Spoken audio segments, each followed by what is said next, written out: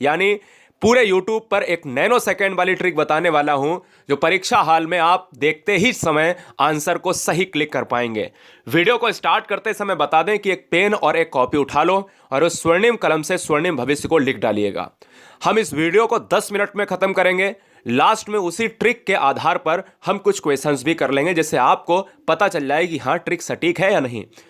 समास यहां पर हेडिंग डालिएगा। दोस्तों याद रहे कि आपको ये कोई भी किसी भी टीचर ने ऐसी ट्रिक बताई नहीं होगी आज तक। देखिए समास हेडिंग पड़ेगी, यहां से समास हेडिंग में आपको 4 क्वेश्चन स्टार्टिंग से ही इसकी परिभाषा से ही पूछ लिए जाते हैं। फिर हम चलेंगे दोस्तों ट्रिक पर, ठीक है। तो देखिएगा समास को क्या कहते हैं, तो ये जान लीजिएगा कि समास संक्षिप्तीकरण ही समास है, यानी जो संक्षेप है वही समास है, पहला क्वेश्चन। दूसरा एक स्टार बना के लिख लीजिएगा कि 2 या 2 से अधिक शब्दों के परस्पर संबंध बताने वाले शब्दों को क्या कहते हैं, तो यह भी क्वेश्चन आया है। जब भी 2 या 2 से अधिक वर्ण मिलते हैं तो दोस्तों संधि बनती है और इसीलिए हमने इसको रेड कलर करके रखा है। याद रहे जब वर्ण मिलेंगे तो संधि बनेगी, संधि आंसर ढूंढिए ऑप्शन में, और जब शब्द मिलेंगे तो आप समास ढूंढिएगा। यानी 2 या 2 से अधिक शब्दों से मिलने से समास बनता है और जब वर्णों के मिलने से बनेगा तो वो संधि बनेगी। Doubt clear? कोई डाउट ये आपको क्लियर नहीं कर पाएगा, किताबी ज्ञान तो कतई नहीं क्लियर कर सकती, ठीक है ना। समास के भेद कितने होते हैं ये सब जानते हैं, नहीं पता है तो लिख लीजिएगा 6 भेद होते हैं। और याद रखिए एक और पॉइंट यहां पर बढ़ाइएगा, 4 क्वेश्चन मैंने बताया तो समास का जो विलोम होता है वो बेटा क्या होता है, व्यास होता है। ये भी यहां से आपको जानने चाहिए। समास के भेद अगर 6 होते हैं तो कौन से होते हैं जो हम ट्रिकी वे में पढ़ने वाले हैं, 1 नैनो सेकेंड में पढ़ने वाले हैं। पहला है द्वंद्व समास, दूसरा है द्विगु समास, तीसरा है तत्पुरुष समास, चौथा है कर्मधारय, पांचवा है अव्ययी भाव और लास्ट वन छठा है बहुब्रीहि समास। दोस्तों यही समास एग्जाम में आएंगे, इससे ज्यादा आएगा नहीं। याद रहे यहां पर सबसे पहला जो है आपको डालना है हेडिंग द्वंद्व समास। द्वंद्व समास क्या है, कैसे इसको एग्जाम हाल में बहुत आसान तरीके से हम लॉक करेंगे। सबको पता होता है कि भाई उसमें देख लो द्वंद्व समास में कि ये वाला आपको चिन्ह दिख जाए तो बस वही आंसर है। ये गलती मत करना, ये चिन्ह दोस्तों अव्ययी भाव में भी मिलता है। जो आपको आज डाउट क्लियर, क्योंकि अधूरा ज्ञान लेते हैं बच्चे, वही अगर खतरनाक होता है। जैसे अगर मैं आपसे ये कह दूं, ये बताओ रात रात में कौन सा समास है, रात और रात में कौन सा समास है, तो बहुत से बच्चे कहेंगे द्वंद्व है, जो पूरी तरीके से गलत है क्योंकि आपने देख लिया योजक चिन्ह। तो आपका ज्ञान भैया बिल्कुल पूरी तरीके से नष्ट हो गया, जिनको नहीं पता है, ठीक है ना। अगर मैं आपसे बात करता हूं द्वंद्व समास क्या होता है, सबसे पहले ये पढ़ो, बाद में हम अव्ययी पढ़ेंगे। जिस समास में पूर्व पद और उत्तर पद दोनों ही प्रधान होते हैं, मतलब क्वेश्चन यहीं से बनता है, बहुत बार बना है, इस बार भी बनेगा। जिस समास के दोनों पद प्रधान हो, यानी पूर्व पद और उत्तर पद, अगर किसी समास में दोनों पद प्रधान होते हैं तो वो समास कौन सा होता है, तो लिखिए अपने नोट्स में, उसे द्वंद्व समास कहते हैं। यानी दोनों पद प्रधानता वाला समास द्वंद्व होगा, कोई डाउट नहीं। अब देखिएगा इसकी ट्रिक 2 है। अब 2 में एक ही ट्रिक आपका काम आ जाएगा। द्वंद्व समास में अधिकतम, हमने वर्ड लिखा है अधिकतम, सभी में नहीं, 99% जो है इस चिन्ह का यूज होता है, 1% नहीं होता है। 99% कहां पर होता है वो भी बताएंगे दोस्तों। द्वंद्व समास में अधिकतम जो है योजक चिन्ह का प्रयोग होता है और द्वंद्व समास में और विभक्ति का लोप होता है। जैसे अगर मैं बात करूं दोस्तों राम सीता, एक तो इस तरीके से अगर लिखा है तो आपने ये देख लिया कि भैया ये वाला जो है, ये वाला चिन्ह लगा है तो लगा दिया, और राम और सीता इसको जब तोड़ोगे तो यहां पर निकलेगा मुख से कि राम और सीता, तो तुरंत हो गया। लेकिन दोस्तों हमेशा आपको एक चीज याद रखना है कि द्वंद्व समास कब होगा। द्वंद्व समास तभी होगा जब उसके आपस में शब्द विलोम होंगे। जैसे भाई का बहन है, विलोम का मतलब है उल्टा होना, भले ही लिंग बदल जाए, समान नहीं रहने चाहिए। द्वंद्व समास में योजक लगा है और योजक को लगाते ही द्वंद्व मत मार देना। यह भी चेक करना कि द्वंद्व में योजक लगा है और वो विपरीत लिंग के हैं या नहीं, या विपरीत शब्द हैं या नहीं, या विपरीत विलोम है या नहीं, समझिएगा मेरी चीज। और उसमें और का लोप हो रहा या नहीं हो रहा, यही नहीं बच्चे समझते हैं। जैसे सुख का जो है उल्टा होता है दुख, पाप का उल्टा होता है पुण्य, भाई का उल्टा बहन होता है, राम कृष्ण, माता और पिता, रात और दिन, है ना। तो ये क्या है, यह है दोस्तों आपके द्वंद्व समास हैं। यह चीज क्लियर हो गई। और जब सेम सेम आ जाए दोस्तों, बोले कि दिन और दिन, इसमें योजक चिन्ह देख लिया बच्चे ने लगा दिया, गलत हो जाएगा।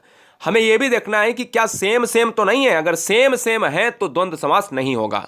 अब ये कैसे होगा ये आगे जानेंगे, उससे पहले हम द्विगु समास पढ़ते हैं। चलिए, जिस समास में पूर्व पद संख्यावाची हो, क्वेश्चन यहीं से बनता है कि जिस समास में पूर्व पद संख्यावाची हो वही द्विगु समास कहलाता है। चैनल पर पहली बार हो तो चैनल को ईमानदारी से सिलेक्शन के लिए ईमानदारी से हर शेर, हर शेरनी, हर बहन, हर भाई, हर गृहिणी सब्सक्राइब कर लें। दोस्तों याद रखिएगा, संख्यावाची अगर पद प्रधान है तो द्विगु समास होगा। ट्रिक क्या है कि अगर द्विगु समास में संख्या की प्रधानता है, बात खत्म। जैसे नवरत्न 9 आ रहा, सप्तदीप 7 आ रहा, त्रिभुवन 3 आ रहा, शतमंजिल 7 आ रहा। मेरी बात समझ में आई? बहुत आसान भाषा में आप सभी को हम चीज़ों को बता रहे हैं। कोई बच्चा ये नहीं कह सकता है कि भैया हमारा कोई क्वेश्चन गलत हो गया। जहां पर डिजिट होगा वहां पर बेटा क्या होगा, द्विगु समास हो जाएगा। कर्मधारय, कर्मधारय क्या है? चलिए कर्मधारय पढ़ लेते हैं और फिर आपको बताते हैं वो दिन दिन और रात रात वाला जो योजक चिन्ह वाला समस्या थी वो कहां पर आपको लगानी है, वो भी डाउट क्लियर करेंगे।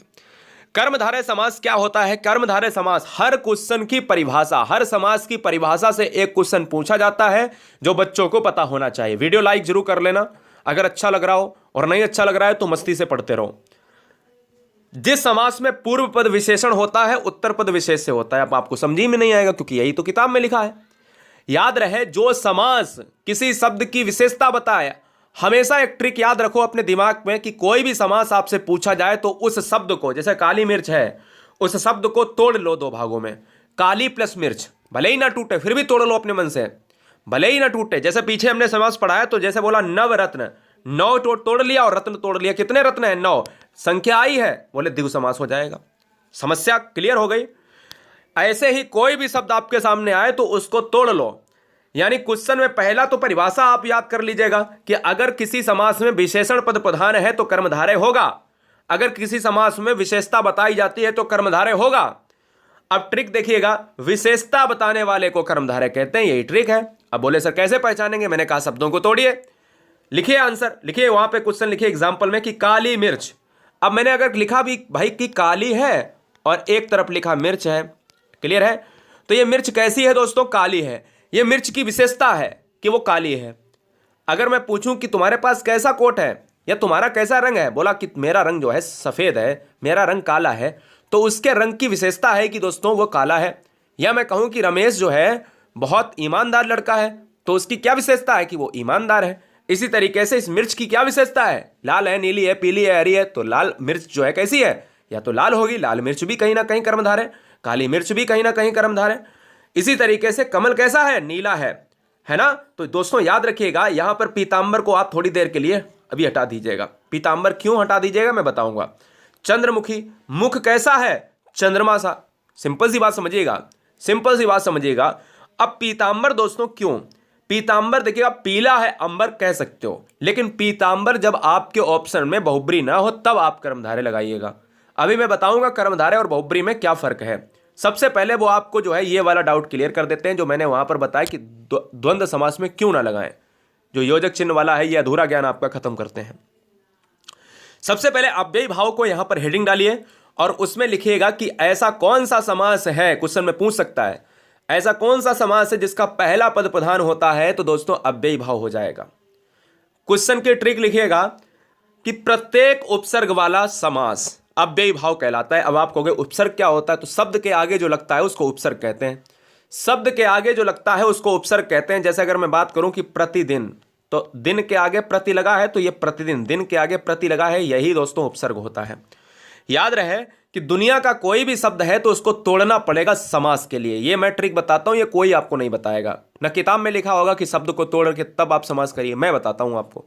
ना कोई यूट्यूब चैनल वाला बताएगा आपको, क्योंकि आपको ऐसी ट्रिक बता रहा हूं जिससे एग्जाम में 100% में आपको सोचना ही नहीं पड़े कि अरे ये भी हो सकता है क्या, ये भी हो सकता है। 2 ऑप्शन में कंफ्यूजन नहीं, सिर्फ एक होगा, धुआं धुआं करना है उसी एक ऑप्शन को। देखिए दोस्तों, दुनिया का कोई भी आपके पास शब्द हो तो उसको तोड़ लिया करिएगा। प्रत्येक उपसर्ग का मतलब है कि आप स्थान के आगे देखिए यथा लगा है। हमने कहा आ धन जीवन, जीवन के आगे आ लगा है, आंसर क्या हो गया? अव्ययी भाव। दिन के आगे प्रति तो उपसर्ग है, अव्ययी भाव। समय के आगे यथा उपसर्ग है, अव्ययी भाव। अब एक और चीज लिखिए कि अगर नोट में लिखिए नीचे, अगर कोई समास रिपीट शब्द होता है, जैसे रात रात और योजक लगा है तो बच्चे द्वंद्व लगा देते हैं।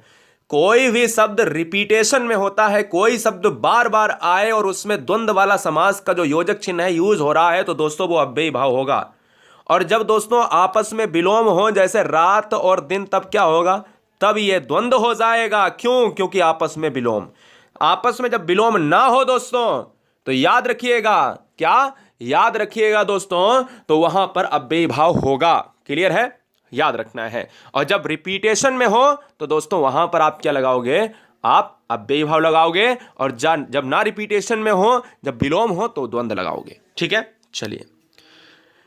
बहुब्री समास क्या होता है? बहुब्री समास दोस्तों देख लेते हैं क्या होगा।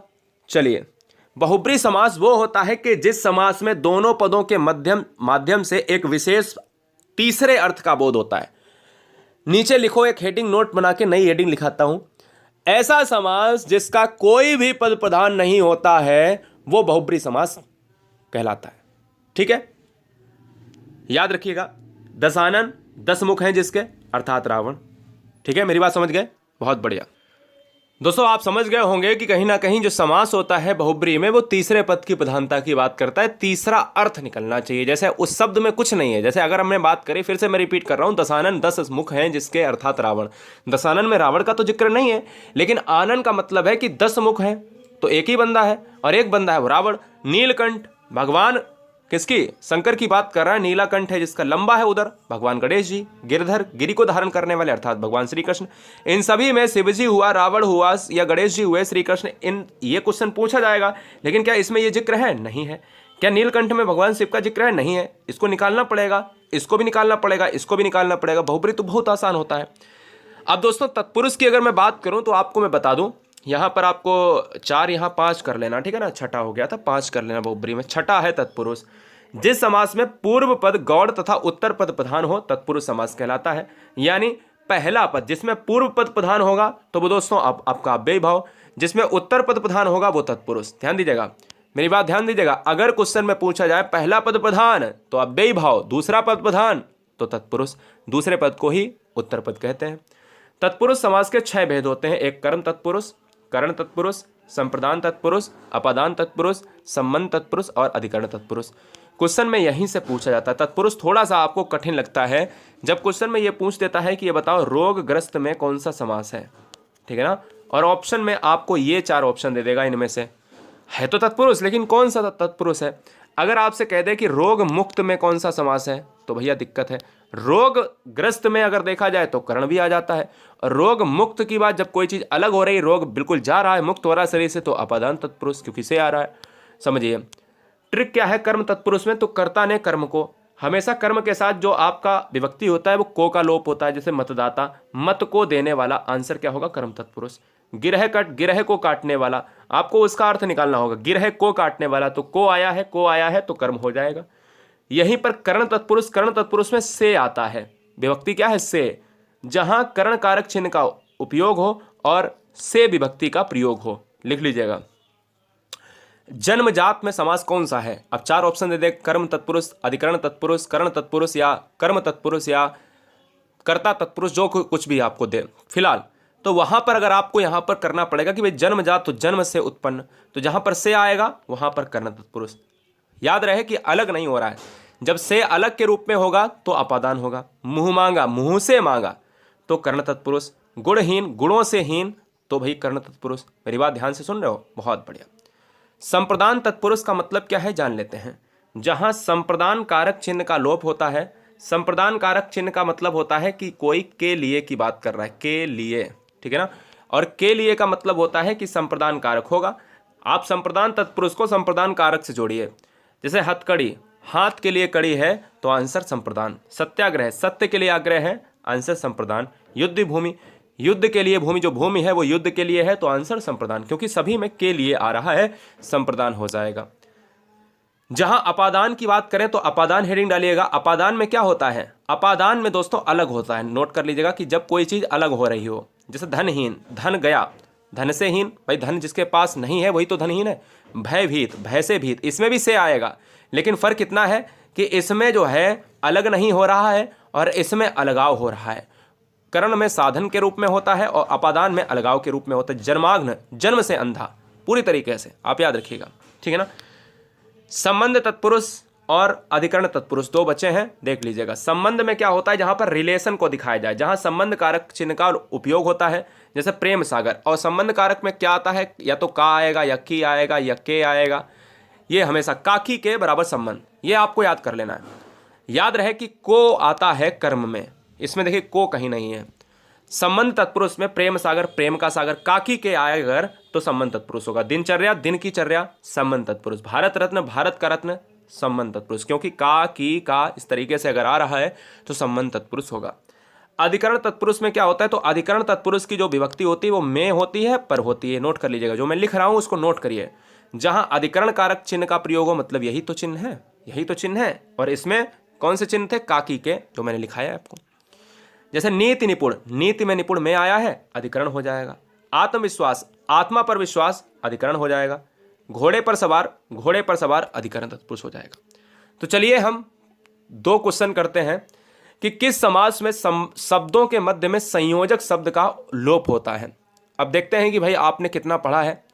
तो हमने कहा कि संयोजक शब्द का जो प्रयोग होता है वो किसमें होता है, योजक चिन्ह की बात करें। अब ध्यान रहे, योजक चिन्ह केवल द्वंद्व समास में ही प्रयोग होगा। वो एक अपवाद के रूप में अव्ययी भाव की बात करता है, क्योंकि क्वेश्चन की परिभाषा ही द्वंद्व समास की है, जहां पर योजक चिन्ह प्रयोग हो, संयोजक चिन्ह प्रयोग हो। वो हमारे पूर्व पद संख्यावाची शब्द है, तो आंसर सिंपल सा है कि द्विगु समास हो जाएगा, क्योंकि कहीं ना कहीं हमारा संख्यावाची जो डिजिट बताता है वो ऑप्शन डी हो जाएगा। एक और कर लेते हैं, जन्माग्न। तो मैंने कहा जन्म से अंधा, तो से किस में आएगा, तत्पुरुष में आ जाएगा। इसी तरीके से यथा स्थान, अगर कोई दुनिया का कोई भी शब्द है, अगर उसमें उपसर्ग लगा स्थान के आगे तो उपसर्ग लगा है तो वो अव्ययी भाव तो जाएगा, तो लेकिन उसका विग्रह क्या होगा, स्थान के अनुसार, है ना। एक और कर लेते हैं, जिस समास में दोनों पदों के माध्यम से एक विशेष तीसरे अर्थ का, भाई दोनों पदों के माध्यम से तीसरा अर्थ निकले, तो मैंने कहा था दशानन, लंबोदर, तो क्या हो जाएगा, बहुब्री हो जाएगा। ये वीडियो कैसी लगी आप सभी कमेंट बॉक्स में जरा जरूर बताइए। नीचे टेलीग्राम की लिंक है, पीडीएफ को प्राप्त करने के लिए गुरुजी वर्ल्ड का टेलीग्राम ग्रुप ज्वाइन करें। हर बहन हर भाई लाखों की संख्या में जुड़े हुए हैं।